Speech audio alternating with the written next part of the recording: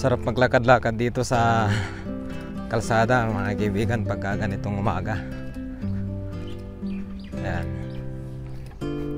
Umaga pero tinanghali ng gising kaya ito.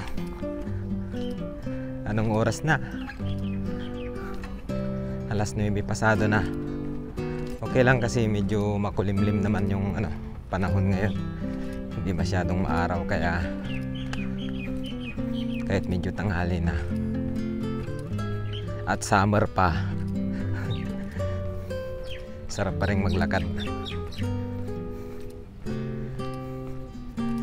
Lakad-lakad lang ako dito para pagpawisan.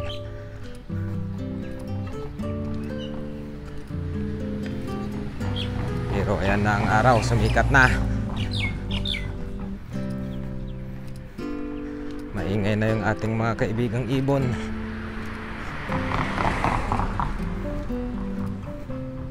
Sumasabay din sila sa ingay ng mga sasakyan. Pero kukunti lang yung sasakyan dito ngayon. Ayan.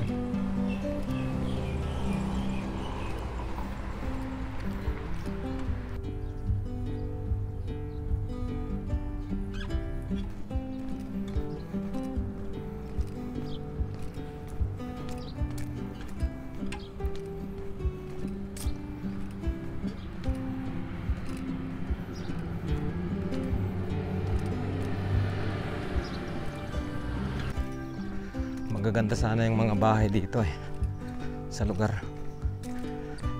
Kaya lang nag-overheat na yung aking camera. Hindi ako makapag-video.